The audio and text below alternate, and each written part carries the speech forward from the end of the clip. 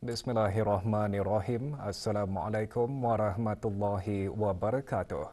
Yang teramat mulia Paduka Seri Pengiran Anak Puteri Fazilah Lubabo Bolkiah, binti Kebawah Dulia Maha Mulia Paduka Seri Baginda Sultan Haji Hasanah Bolkiah Muizzaddin Wadallah bersabda beberapa program klinik dan kem bola jaring akan diadakan termasuk program kreatif dengan kolaborasi bersama pihak-pihak yang berminat.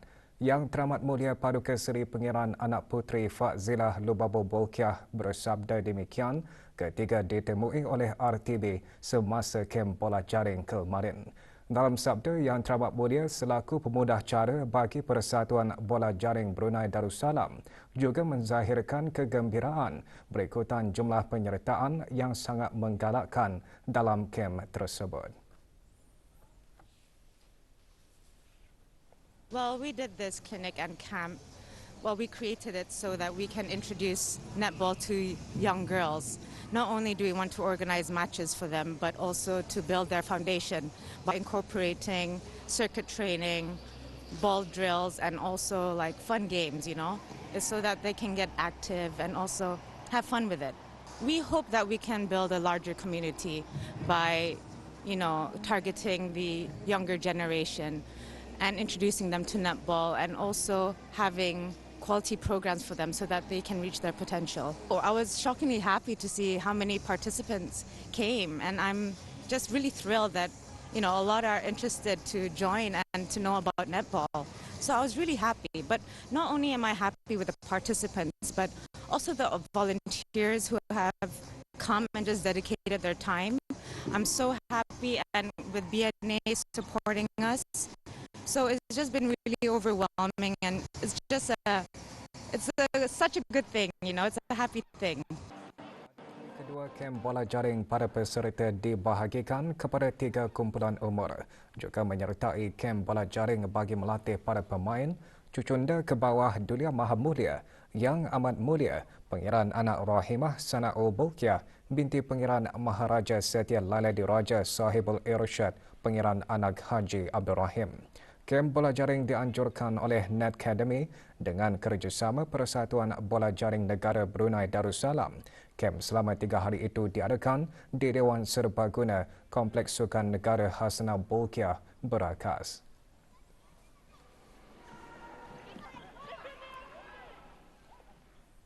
Mesyuarat pertama dari musim permesyuaratan ke-17 Majlis Mesyuarat Negara pada hari ke-6 kemarin meluluskan peruntukan bagi 2 buah lagi kementerian iaitu Kementerian Hal Ehwal Dalam Negeri dan Kementerian Pendidikan untuk dijadikan sebahagian daripada jadual Rang Undang-Undang 2021 perbekalan 2021-2022.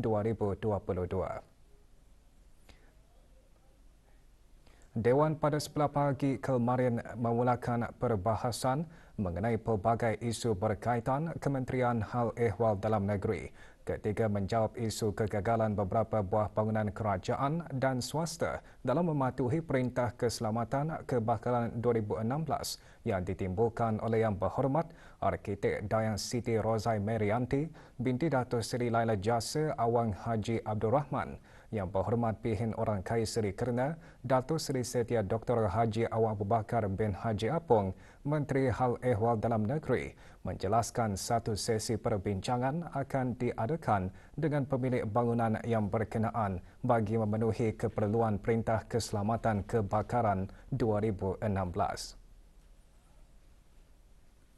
Kadang-kadang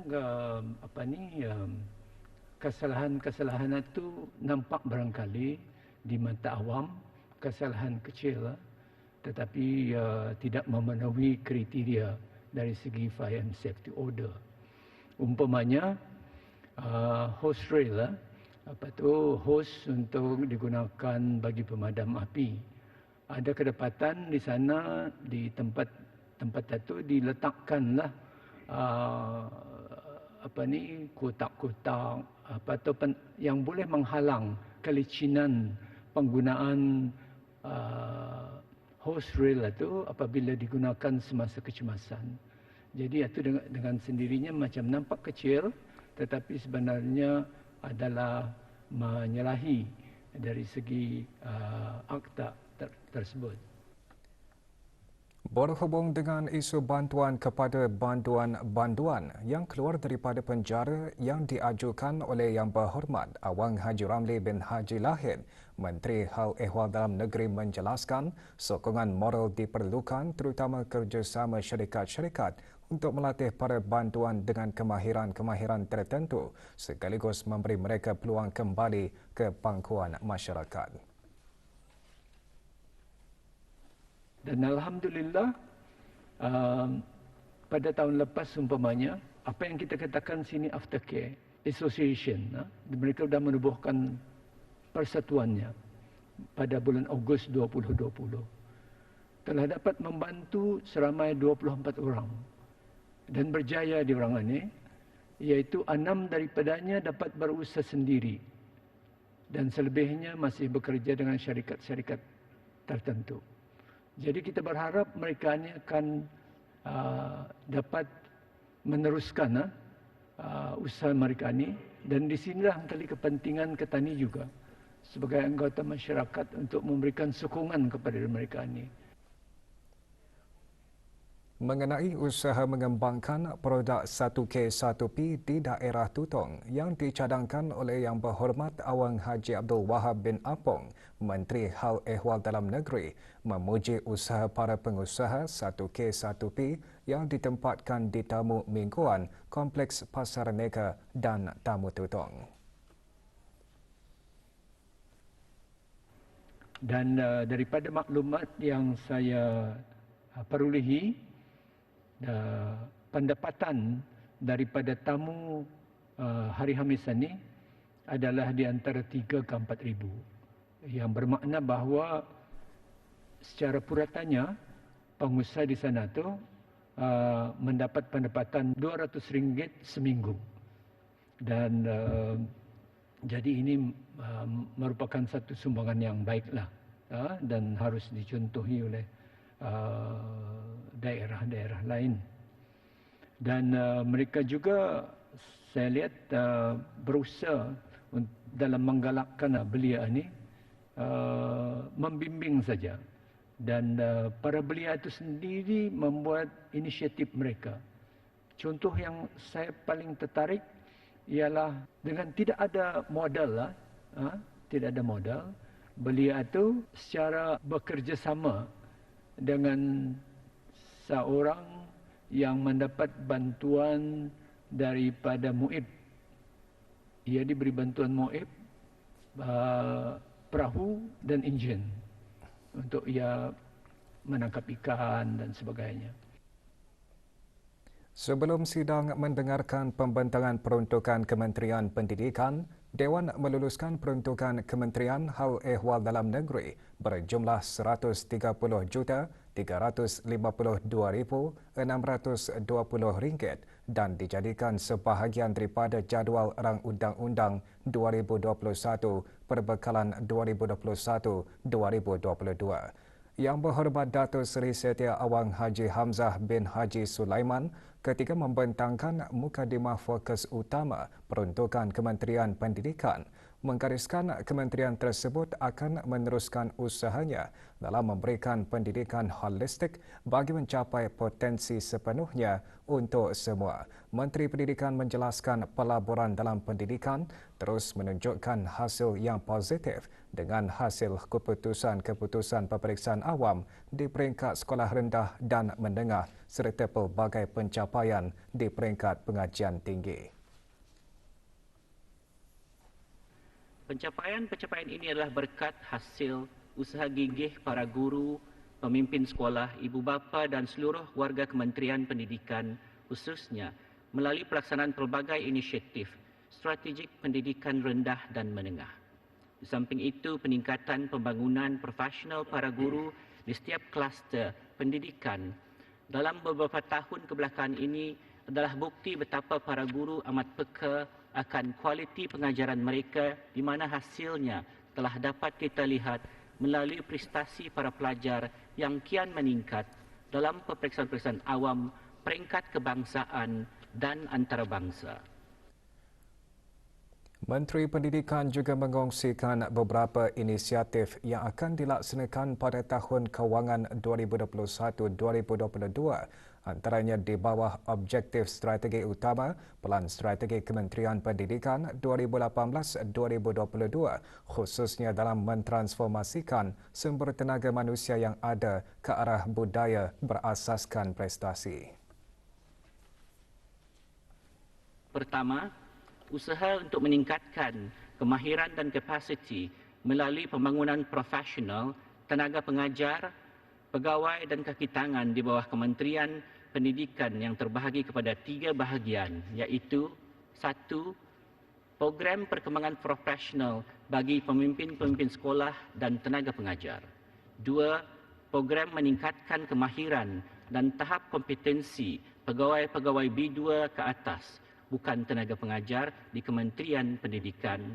Dan 3. Program perkembangan pakar pendidikan. Yang kedua ialah mengenai dengan pembaikan dan pengemaskinian proses pengambilan tenaga pengajar melalui program imersi dan perantis. Menteri Pendidikan juga menjelaskan beberapa inisiatif dilaksanakan oleh Kementerian Pendidikan untuk menyediakan akses yang saksama kepada pendidikan berkualiti, antaranya menaik taraf prasarana dan kualiti pemeliharaan aset.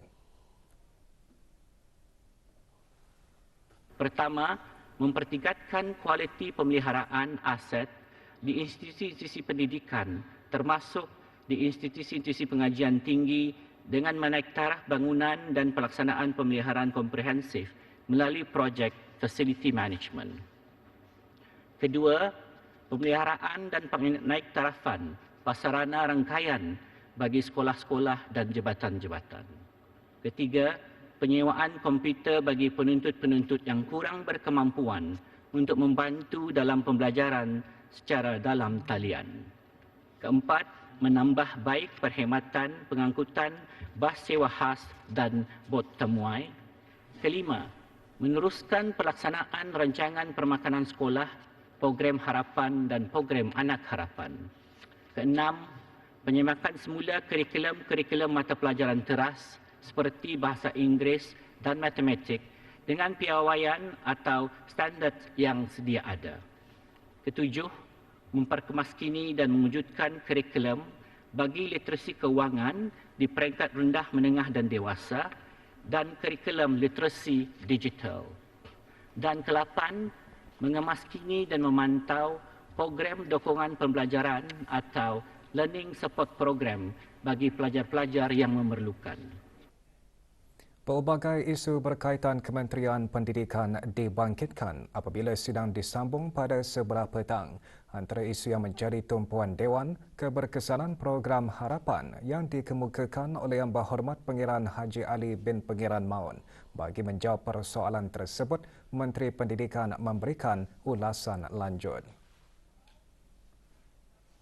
Mengenai dengan impaknya kepada akademik, iaitu putusan, ianya adalah impak secara indirect, bukannya secara direct dengan program-program ini. Dan didapati dari peringkat menengah, sebanyak 4 dari 5 sekolah yang mengikuti program ini menunjukkan peningkatan. Jadinya 80% sekolah-sekolah tersebut menunjukkan peningkatan dan satu sekolah masih lagi perlu dipertingkatkanlah dan dipahami memang sekolah itu adalah sekolah yang mempunyai cabaran-cabaran yang lain lagi. Jadinya program ini mungkin perlu dikukuhkan dengan program-program lain lagi untuk mendapatkan peningkatan tersebut. Kementerian Pendidikan merancang menggunapakai blended learning atau pembelajaran beradun untuk dijadikan satu kebiasaan norma baharu dalam alam pendidikan. Menteri Pendidikan menjelaskan perkara itu bagi menjawab persoalan yang diajukan oleh Yang Berhormat Pangeran Haji Ali bin Pangeran Maun mengenai pembelajaran dalam talian. Memang blended learning adalah hala tuju masa hadapan kita ni dan ianya akan menjadikan satu kaedah yang mungkin dapat memberikan impak-impak yang positif bukan saja dari segi akademik, juga dari segi infrastruktur dan menambah lagi tempat-tempat pengajian, terutama di pengajian peringkat tinggi. Dan juga pada masa ini juga memang Kementerian Pendidikan menggubal dan juga untuk penyorang melaunch mengenai dengan digital literacy agar blended learning ini lebih dapat disupport dengan baik dan juga untuk meningkatkan rangkaian sekolah-sekolah ketanian agar ianya dapat memberikan keselesaan bukan saja pada guru-guru mengajar dan juga pada pelajar-pelajar dalam melalui pembelajaran mereka dalam talian itu. Bagi isu yang ditimbulkan oleh Yang Berhormat Pangeran Haji Muhammad bin Pangeran Haji Osman alias Othman mengenai tindakan-tindakan yang dilaksanakan untuk memantapkan lagi unit pendidikan khas, ini respon Menteri Pendidikan. Tindakan-tindakan yang telah diambil ialah untuk menubuhkan Centre of Excellence di mana kita ini akan mencentralise pendidikan khas kepada sekolah-sekolah tertentu di setiap daerah agar kita ini dapat memaksimalkan semua resources kita ini terutama dari segi guru dan juga tenaga-tenaga pengajar lain yang diperlukan dalam pendidikan khas dan juga teaching resources untuk menangani juga kesejahteraan guru-guru serena supaya ianya dapat mengelakkan dari kecederaan apa itu ini. Iatah yang diperlukan di sini ialah mereka ini diberikan latihan yang secukup-cukupnya untuk menangani pelajar-pelajar Hasaniyah, bukan saja guru sana juga guru-guru penolong mereka dan juga homeroom teachernya. Kementerian Pendidikan sedang berusaha merakam pedagogi pendidikan yang diharap bukan sahaja dapat dimanfaatkan oleh para pelajar, malah memperbaiki pedagogi pengajaran di negara ini.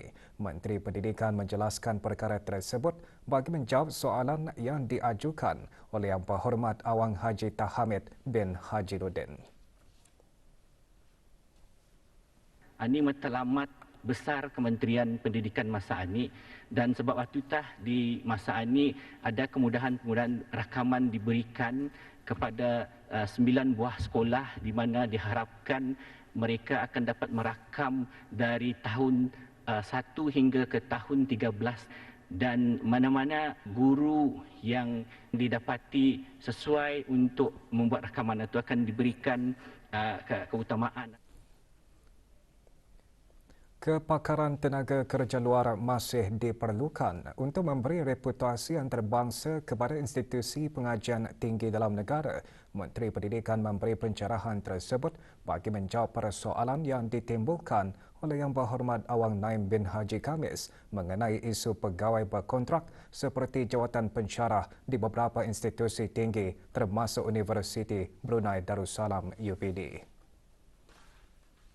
Memanglah untuk meningkatkan kita ni punya succession planning untuk mengganti tenaga-tenaga pelajar luar kepada tenaga-tenaga tempatan. Tapi harus juga diingati tenaga-tenaga luar ini juga diperlukan untuk memberikan kepelbagaian dan juga untuk memberikan perspektif yang lebih meluas kepada pelajar-pelajar ketani yang belajar dalam negeri dan bukan di luar negeri. Jadinya tenaga pengajarnya mungkin akan dapat memberikan perspektif-perspektif yang lain dan juga untuk memberikan ketani ekspertis yang belum ketani dapat juga. Jadinya untuk kebaikan universiti-universiti juga memang diperlukan juga tenaga-tenaga luar dengan ekspertis-ekspertis yang tertentu untuk memberikan reputasi internasional kepada universiti-universiti tempatan.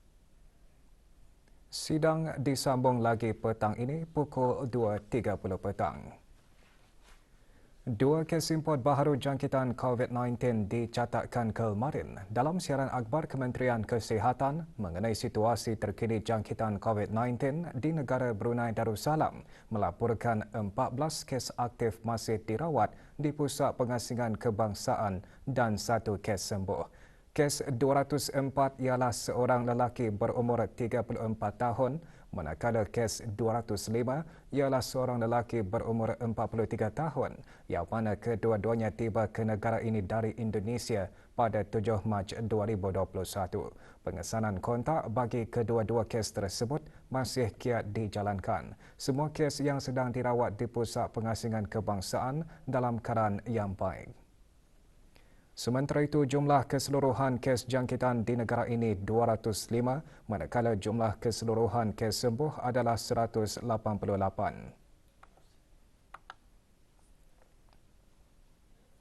Kes terakhir jangkitan tempatan COVID-19 dilaporkan pada 6 Mei 2020, manakala jumlah kes import sejak kes jangkitan terakhir tempatan dilaporkan sebanyak 64 kes.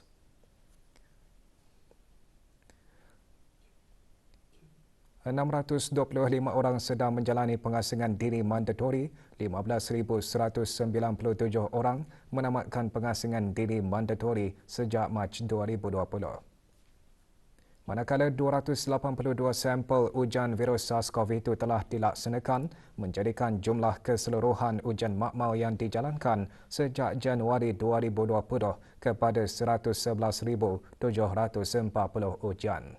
Maklumat lanjut dan perkembangan terkini layari laman sesawang Kementerian Kesihatan dan talian Kesihatan 148.